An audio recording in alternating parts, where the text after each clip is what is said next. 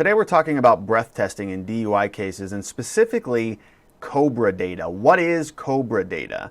Cobra Data is data that we get as defense lawyers in DUI cases where they took a breath sample when we want to review what the machine was doing, what was happening inside the machine. So when somebody stopped for a DUI, they're usually given a portable breath test. That's not what we're talking about. Once they're arrested, taken to a DUI van or into the police station, they'll blow into a bigger machine. It's called an intoxilyzer. That machine, essentially, if the officer is following the instructions, it's a very simple set of instructions, the machine's doing a bunch of stuff inside, and then it spits out a number. Well, the reality is it's a lot more complicated than just spitting out a number like a receipt. There's a lot of things happening internally and externally, and there's a lot of room for error that can happen in a number of different ways. And the way that we investigate what is actually going on is by getting Cobra Data. Cobra Data is available. We can access it. If you've been charged with a DUI, you or your lawyer may want to look into it because it may offer some insight into what happened and provide you with some defenses. But what is Cobra Data? So let's take a look at it. Cobra is not it like you remember from the GI Joes. Cobra is a acronym, and so it stands for Computerized Online Breath Records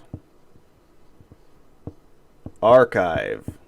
All of these records are stored. There is an archive, Computerized Online Breath Records Archive.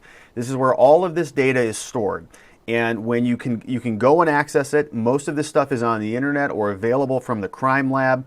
What does it look like? Well, it's kind of a big mess. It looks like this, okay? It's a big spreadsheet, comma separated values. I pulled this one from the Maricopa County's website. It's about, what I open here is about 5,000 pages. And it's about 457 megabytes, which is a very big file to have just a bunch of data in it. And so if you look closely, you'll see some headers up top. But essentially what it is they're various columns with data in it.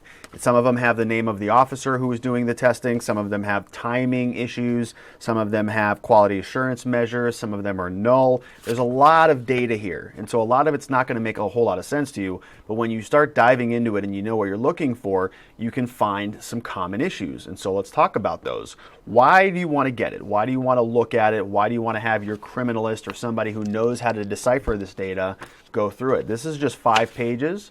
In reality, there are thousands and thousands of pages. Here's page 2. Here's another page. You can see it doesn't even look like anything, but it's very, very small print, but when you look into it, there's data there, and that data can be insightful. So why do we want to get it? Well, number one, it keeps a record of all the subjects' tests. So subject meaning you or somebody you're watching this video on behalf of, anybody who had their breath tested, it's going to be stored in there at some point. And so you want to look at what was happening surrounding that individual's test, both before and after and during the test. It's also going to provide data about any quality assurance testing or calibrations or measurements that they're doing on the device itself. You can go through it and you can see how often are they doing quality assurance testing, how often are they taking a look and making sure the machine is working properly, because there are going to be different records of that are all stored in this computer data. You're also going to be able to look for error codes. So when you're going through this data, you're going to be able to see when there are problems with the machine, when the operator was screwing something up, or when the machine didn't get a valid sample, and why not. There are different codes that will correspond to with an explanation as to what the actual error was.